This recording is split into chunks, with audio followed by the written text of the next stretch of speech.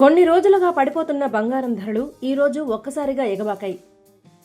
వెండి అయితే ఏకంగా 10,000 పెరిగి మళ్లీ 3 లక్షల మార్కు తాకింది. అసలు ఒక్క రోజులో మార్కెట్ ఇలా ఎందుకు మారింది? హైదరాబాద్లో తాజాగా గోల్డ్ సిల్వర్ రేట్లు ఎలా ఉన్నాయో ఇప్పుడు చూద్దాం. పసిడి కొనాలనుకునే వారికి ఈ రోజు మరోసారి షాక్ తగిలింది.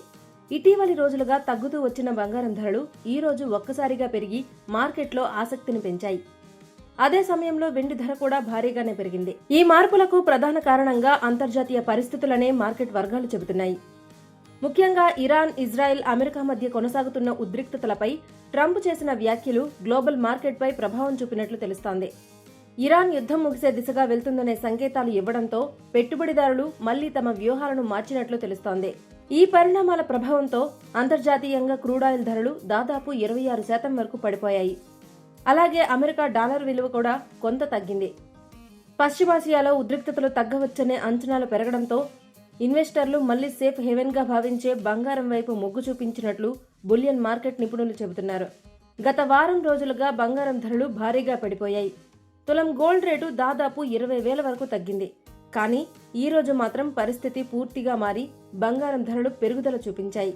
వెండి ధర అయితే మరింత వేగంగా పెరిగింది.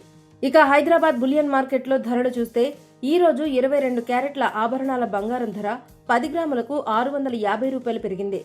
దీంతో తులం రేటు 1,48,850 వద్దకు చేరింది. అలాగే 24 క్యారెట్ల ప్యూర్ గోల్డ్ ధర 10 గ్రాములకు 700 పెరిగి ప్రస్తుతం 1,62,380 వద్ద కొనసాగుతోంది.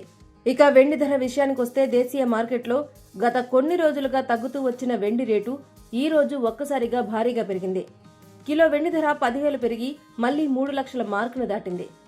మొత్తానికి గోల్డ్ సిల్వర్ మార్కెట్లో ఒక్క రోజులోనే పరిస్థితి పూర్తిగా మారడం ఆసక్తికరంగా మారింది.